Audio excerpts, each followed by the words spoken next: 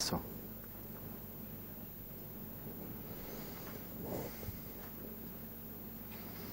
this is a slight variation on the practice of anapanasati, or mindfulness of breathing.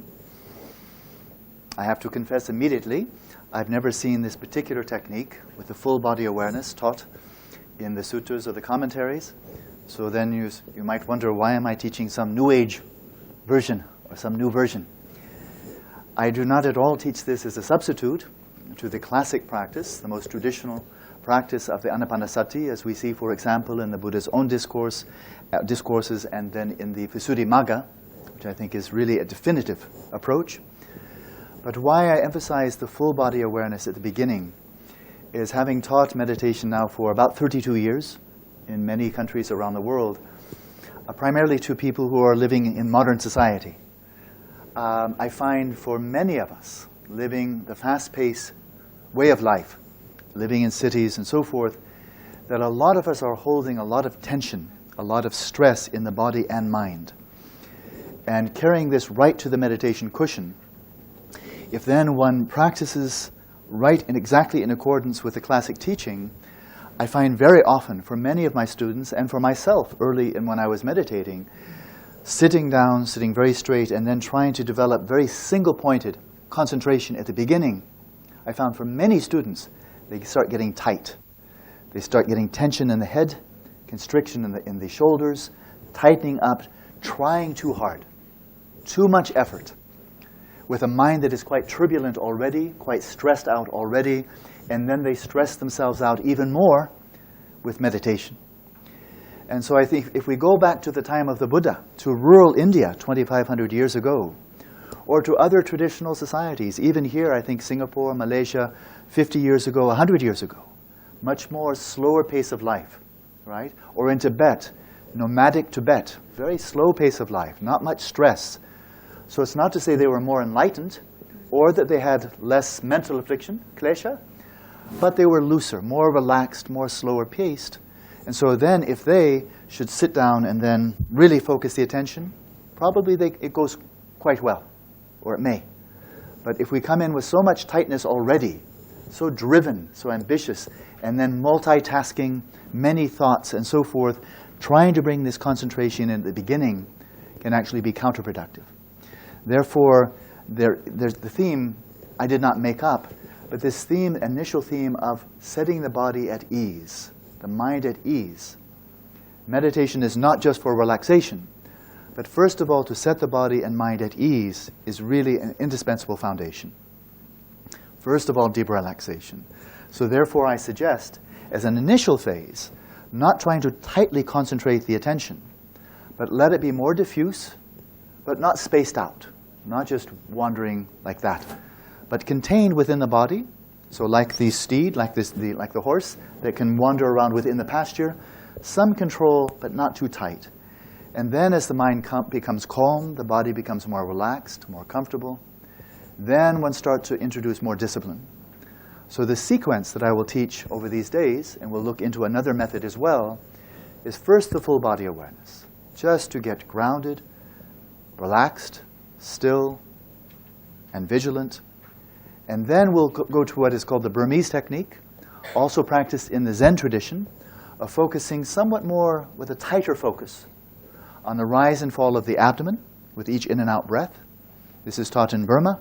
It's also taught in the Zen tradition, focusing on the hara, this lower abdomen, rise and fall with each breath. That's very helpful for developing deeper stability of attention, greater continuity of attention. Very useful. It's focusing downwards, which is very good for grounding the attention. But then for actually achieving shamatha, for achieving the first jhana, really going very far on the path of shamatha, using mindfulness of breathing, then I'm persuaded that Buddhaghosa taught the most definitive way, the most tested way over many, many generations. Then you focus here at the apertures of the nostrils, the passage of the breath, the sensations here on the upper lip, or at the apertures of the nostrils. And that really is the most classic way. And that's the one I have greatest confidence in. But if we try to have this very pinpoint, very focused attention at the beginning, I've known many people, they say, okay, I try very hard. And their forehead becomes very frowning, very tight. I'll try hard. I'll get this done very quickly. Then they just get headaches. They get migraine headaches. And their body becomes so tight, the mind becomes tight, exhausted, so they're not useful. So I like to approach it gradually. First full body awareness, relaxed. Then relaxation and stability at the abdomen. Then relaxation, stability, and clarity. Focus, vividness of attention here at the sensations. These are the most subtle sensations of the breath, of the in and out breath. Okay? So that's my explanation for starting in a little bit non-traditional way, but then going towards tradition. So this is like a footstool into the carriage of the very traditional teaching. Okay? Now we have practiced, I think all of us here, we've practiced in the sitting position. This is definitely, generally speaking, definitely preferred position. So I was sitting in what's called the comfortable position. I think sometimes called the bodhisattva position. Just the legs flat. This is perfectly good. Or sitting in half lotus, excellent. If you can be comfortable, full lotus, vajrasana, or lotus position, also very good. So the sitting position, generally speaking, is the best. This is why we see the Buddha, here actually Maitreya sitting with his legs down, but the Buddha Shakyamuni, most of the images we see of the great sages, the Buddhas sitting cross-legged. Clearly, the preferred posture. But often I teach older people who, if they try to sit for long periods, the back becomes very painful, the knees become very painful, or some people also, on occasion, maybe they're injured. Some people have back problems, scoliosis or other problems of the back, or they've been injured. In which case, shall we think, oh, I can't sit, therefore I can't meditate. I can only meditate if I'm sitting cross-legged. I think it's a very limited notion of meditation, that the body, your legs have to be in a certain position before you can practice meditation. So the Buddha himself spoke of 4 postures, all of these completely authentic, very useful for practice. So sitting, definitely. But also standing. So sometimes, especially in Vipassana practice, you can practice standing. In Vipassana also, walking meditation can be very useful. Practice in the Zen tradition, Theravada tradition, walking very useful. But there's also lying down. Lying down. Normally when we lie down, we think, oh, now I just rest. And then the mind just wanders. But if we train ourselves, the supine position, lying on the back, what in the Hindu tradition, the yoga tradition is called Shavasana, the corpse position, lying very straight. So you're not just lying down like I'm relaxing, but you say, now I'm going to meditate, but perhaps my body is too tired, or there's back problem, or I'm injured, or for whatever reason, I can't sit now. Maybe I've already sat for 6 hours, and I still want to meditate, but there's too much discomfort in the body. Then why not? Go in the supine position. So the body's straight, the arms out to the side, a little pillow under the head. And so you formally adopt this posture. Not just lying down, but now I'm lying down in meditative posture. You take it very seriously, as if you're sitting in full lotus. But now you're lying down, and then you do the same practice. The spine, the back is very straight. The chest is open. The abdomen is relaxed and soft. And so you may take that as a formal posture also. I think it's the Vimuttimagga. I'm not quite sure. But I think it's the Vimuttimagga, one of, again, the classic texts from the Theravada tradition, refers to all 4 of these postures. And the author simply says, find whatever is most suitable for you. Right? So I think it's important not to be too tight or too dogmatic, thinking, oh, lying down is no good. Or maybe that's disrespectful for the Buddha. I don't think so. The Buddha, when he passed into Parinirvana, he wasn't standing up. Nor was he sitting. He lay down on his side. Right? And so we can meditate in all 4 postures. And so for some people, alternating between, for shamatha practice, alternating between lying down and sitting up, lying down, sitting up. If you train yourself that when you're lying down, you don't just relax and let the mind wander, but take it very seriously. This is my formal meditative posture. So I'll sit as long as I can, then lie down. Then the body gets very relaxed. And then sitting again, very good, straight. And then lying down. In this way, you may be able to meditate many hours a day, if you have the time, and hardly any physical discomfort at all. So in Vipassana practice, having physical pain could be useful. Because then you investigate, you examine You probe into the nature of pain. You practice Vedana Satipatthana, the application of mindfulness to feelings, to understand the nature of pain, and so forth. It can be very useful. In Samatha practice, or Shamatha practice, pain is not useful. It's more of a distraction. So as much as you can not have discomfort in the body when you're practicing Shamatha, that's better. Likewise for the environment. If you're practicing in a noisy environment and you're practicing Vipassana, that can be useful. Then you will listen to the sound arising and passing, you watch emotions, you watch thoughts arising. It can be very useful. But for Shamatha practice, you really want a quiet environment. Quiet, clean, calm, the body not in discomfort, so you can really just focus on the practice itself. Okay? So, Shamatha is obviously a type of meditation practice, and one of the primary terms from the Sanskrit and the Pali that we translate as meditation is bhavana. Bhavana, I think many know. It means development, it means cultivation. Cultivation, both development, cultivation. And so it's a very broad term. There are many, many types of bhavana within the Buddhist tradition, also other traditions. But here we speak of, I will be focusing for this retreat, not so much on the Vipassana. I think there are many excellent teachers. It's another topic of Satipatthana, different forms of Vipassana. But we're focusing on these 5 days, primarily on Shamatha, and on the last day we'll go to the Brahma Viharas, the divine abidings or sublime states. And so I'd like to spend a little bit of time with the words, and I will go not beyond, what would that be, 10 minutes till 9. We'll stop. Hatchet at 10 minutes till 9, not beyond that time. So we have time for another session and some time for discussion also. But just to look briefly at the terms, Shamatha. Shamatha. We have Shamatha. I'll just use the Sanskrit. It's the language I'm more familiar with. Tibetan even more familiar, but you don't know Tibetan, I think. Shamatha Vipassana. Shamatha Vipassana. These are the two great meditative themes or traditions within Buddhism. The term Shamatha simply means quiescence, tranquility, serenity. But it's not just feeling peaceful. Not just feeling peaceful. You could take a tranquilizer and feel peaceful, but that doesn't bring you closer to Shamatha. So we say if Shamatha means quiescence or a quieting, a calm, we can ask what has been calmed. Well, on the one hand, clearly, this agitated mind of excitation, of wandering, the distracted mind, all of this chaos of the mind, of the turbulent, involuntary thoughts and the distracted mind like a monkey running from one window to another in a house with 6 windows for the 6 sense doors, the monkey gets calm. He settles down. Okay?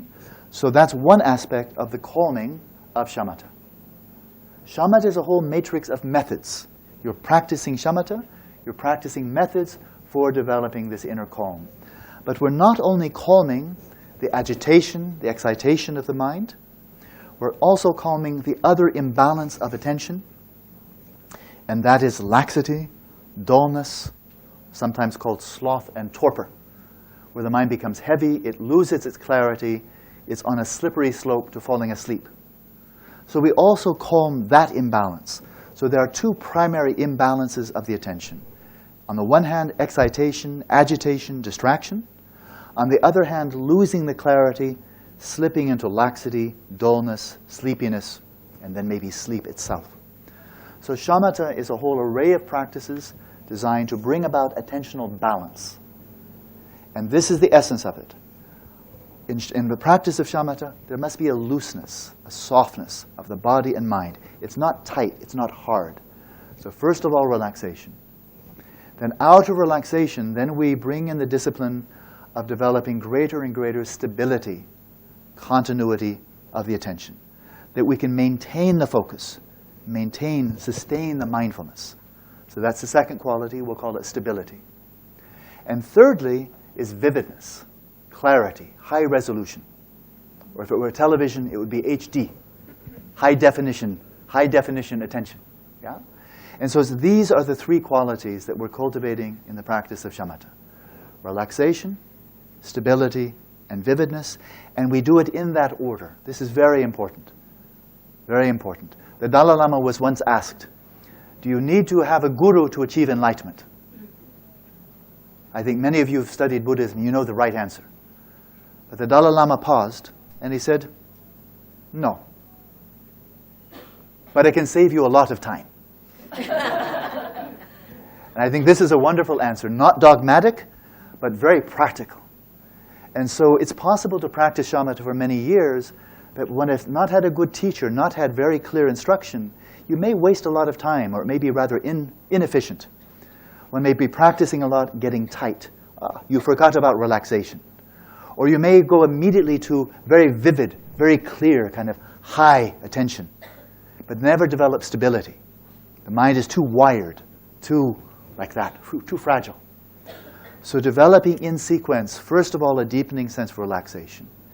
Then out of that, developing the greater continuity, the calm, the stability of attention. And out of that, then enhance the clarity, the vividness of attention. This is like a pyramid that has a very solid basis, relaxation. On that, stability. On that, vividness. So shamatha must include all three. It's not just being calm.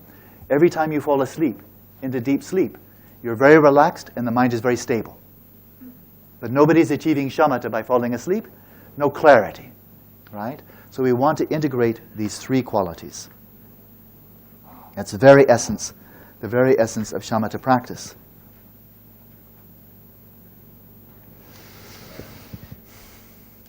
Shamatha is, I think, a fascinating practice, beneficial in many ways. And it's both, it does in fact give rise to knowledge as you are sitting, just being aware of the body, practicing mindfulness and the introspection. You're getting to know the nature of the mind. You're observing the type of distractions are coming up.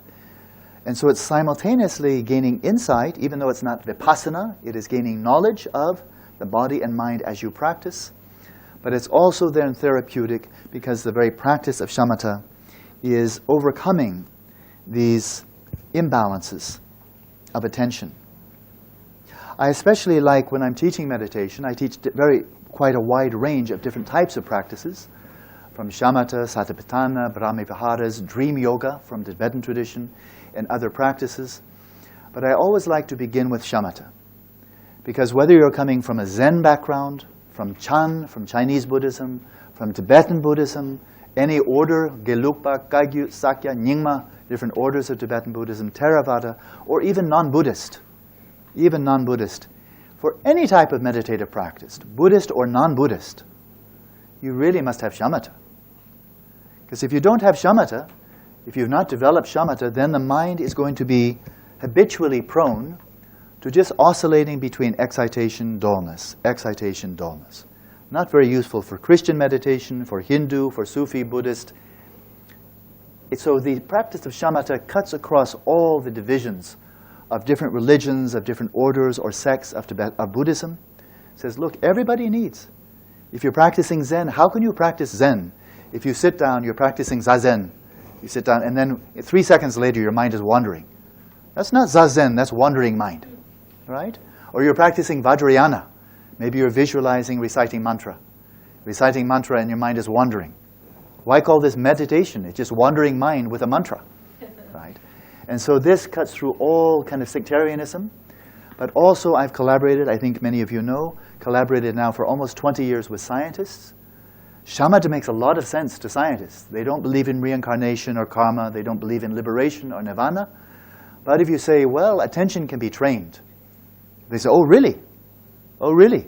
Because this is not a strong point of modern science or modern psychology. They're just taking the very baby steps right now of just thinking, oh, maybe attention could be trained.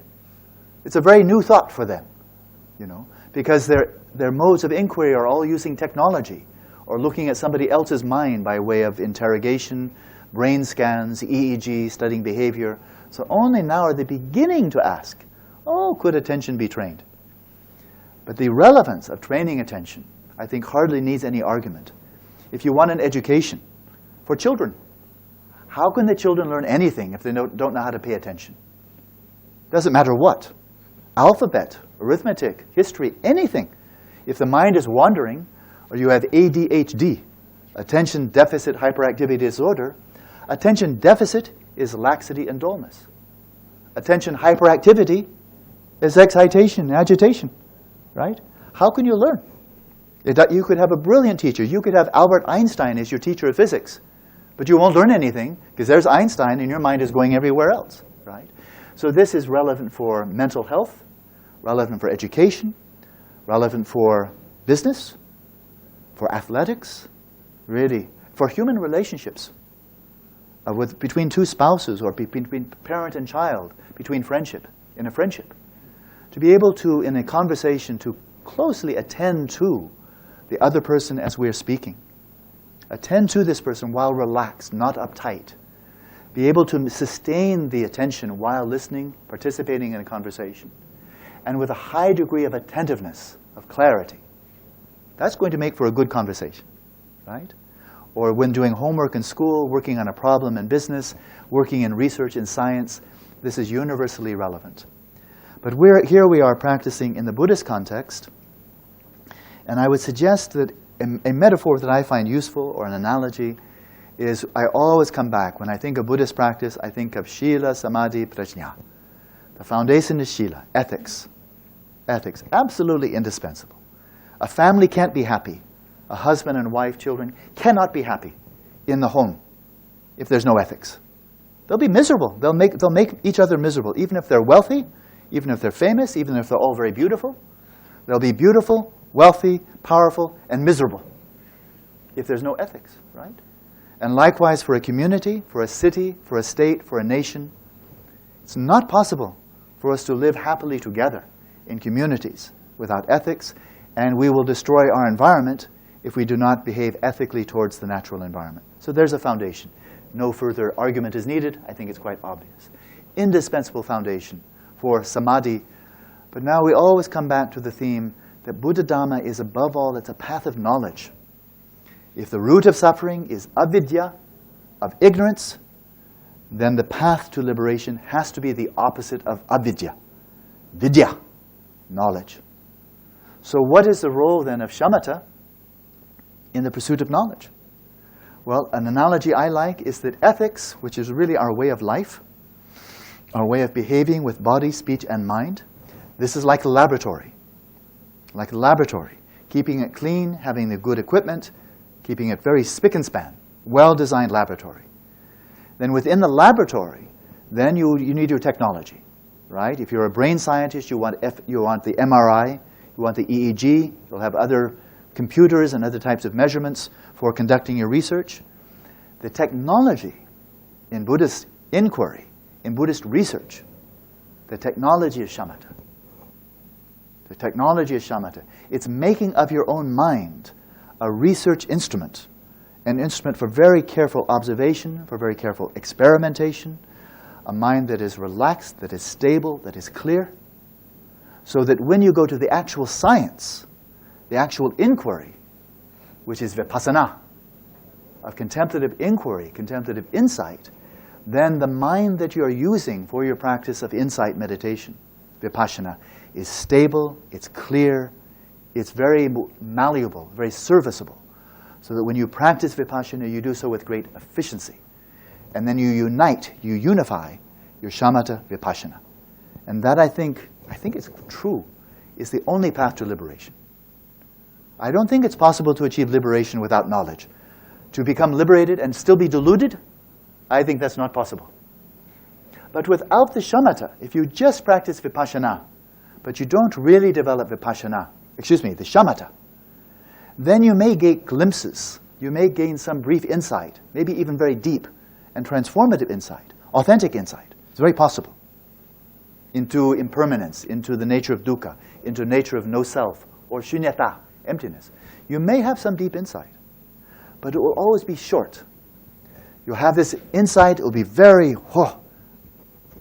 impressive, very important, and then it passes. You can't sustain it. And if the insight is not sustained, then it doesn't completely saturate the mind. It doesn't get to the root of mental afflictions. So you have a very interesting experience, very profound experience, then it becomes only a memory. So this is why the union of shamatha vipassana. So the ethics is like the laboratory, the shamatha is like the technology, And the vipassana, the insight, is like the actual scientific research. And we are probing into the nature of the mind, the nature of dukkha, the nature of our own identity, and the relationship of the mind with reality as a whole. I just had a wonderful conversation with Bhante just before coming here. And I found it quite interesting that he is a great scholar of the Theravada. I'm only a beginner. That he, from his great scholarship, had come to a conclusion that I, as only a beginner, had also come to based upon my study also, but not nearly to the depth that Bhante has, of the Theravada tradition, of the Pali Canon. But we can ask this question, and that is, in order to achieve liberation, nibbana, how much samadhi do you need? There are many degrees of samadhi. The first jhana, second, third, fourth jhana, and then there are states of even higher states, more subtle states of samadhi in the formless realm, the arupya dhatu. They're called samapatis, very subtle states of samadhi. Do we need to achieve all of them? The Buddha achieved all. Many of the great arhats, Ananda, and others, Moggallana Buddha, and so forth, they achieved all of them. Do we all need to achieve all of these dhyanas, all of these samapatis, in order to achieve liberation, to completely heal the mind, irreversibly, from all mental affliction? Do we need to achieve all? How much do we need? And from my readings, it appears, well, let's see what the Buddha had to say. Who cares what my opinion is? Let's take from the words of the Buddha. This was the Buddha speaking sometime after he had achieved enlightenment. He was speaking to his disciples, and he was referring to two phases in his life. This is maybe some years after his enlightenment. He was referring to the time just before he achieved enlightenment, but after he had spent 6 years in austerities. So he was referring to that time and what went through his mind before he sat at the base of the Bodhi tree and achieved enlightenment. So he said at that time, now he's gone through all these austerities, and he's found the path of luxury, of course, doesn't work. But the path of extreme asceticism doesn't work. Just makes the body weak, the mind becomes weak, not a path to enlightenment. So he found his middle way. He restored his health.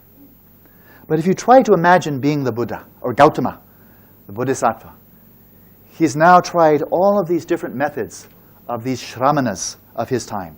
He was a great experimenter, right? He tried the samadhi by itself, not effective.